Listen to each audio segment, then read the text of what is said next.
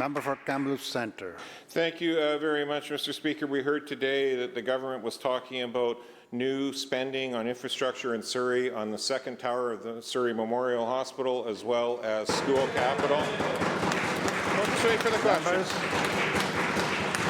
Can the government please point us to the page number in the budget where any new school capital at Surrey Memorial budget is?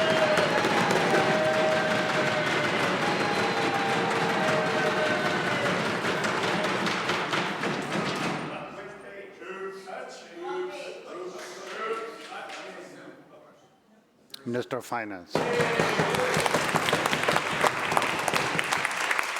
Thank you, Honourable Speaker. Surrey, as we all know, is the fastest growing city in the province, and that's why we're making such important investments in Surrey. New hospital and cancer centre. Members. Under construction now. Let's hear the answer. New tower for Surrey Memorial coming. New kidney and cardiac care centre at Surrey Memorial, Honourable Speaker. Construction on Surrey Langley SkyTrain well underway, as we just heard, Honourable Speaker. Building more schools and classrooms. Snoqualmie Elementary construction underway in the budget, 655 seats, adding new spaces for 500 more students at Kwantlen Park Secondary, Honourable Speaker, and so on, and so on, and so on. Importantly, also to support Surrey and many other areas of the province, we are doubling the number of police recruits into the Justice Institute, Honourable Speaker. There are so many supports for Surrey in this budget, and we're very proud to do the work. Member has supplemental. Thank you, Mr. Speaker. It was a pretty straightforward question. Name the pages that the new spending is in this year's budget for Surrey, for schools, and for the Second Memorial Hospital Tower. None. And that is the problem, what we've heard today of every topic relating to Surrey. But Surrey is just a microcosm to this whole province, Mr. Speaker. You could take the same questions we asked today about Surrey and their schools being under siege, their health authority not running properly, projects being delayed or behind schedule, projects announced that actually don't have any funding on them in the budget. You name it, you could put that anywhere in BC. Surrey, despite this government trying to blame past governments all day long, has grown 200,000 residents since they took office, yet they have not kept up with the pace of growth. BC has gained 700,000 residents since this government took office, and they have not kept up with the pace of growth. So again, Mr. Speaker, Member has the floor.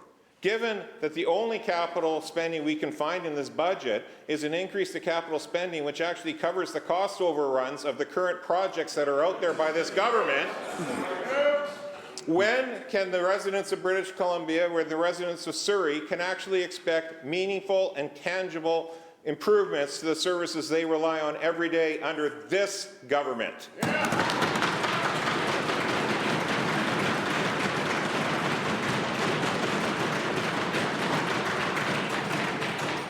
Government House Leader.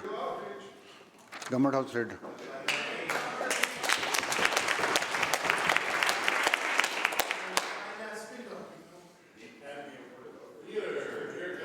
Members,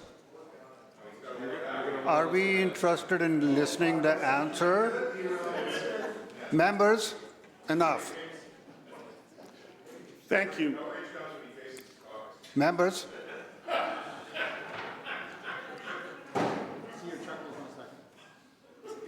Minister. Thank you, Honourable Speaker.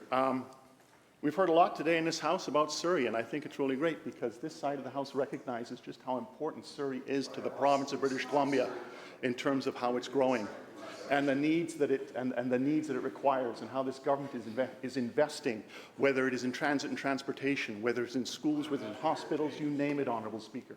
We are doing just that. But one of the biggest challenges that Surrey faces is the one that British Columbia faces and that Canada faces, and that is the threat from terrorists south of the border, Honourable Speaker. A threat from terrorists south of the border. Members.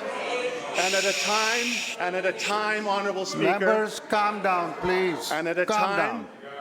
Down. And at a time. Members. And at a time. Hold it. Members. Don't try to be so cute, member. It's Minister's floor. He has the floor. Let him finish. Member? I heard what you said. Would you stand up and withdraw that word, please? Minister will continue. Thank you, Honourable Speaker. And at a time in this country when we should all be standing together, united, as Canadians, it is so disappointing that there are still members in this House on the other side who want to side with those who undermine Canadian sovereignty by standing with those. Again yesterday, Honourable Speaker, Surrey Panorama doubled down, criticized Doug Ford for standing up for Ontarians, standing up for Canadians. We stand with Doug Ford. We stand with Canada and Canadians. We will always do that, Honourable Speaker.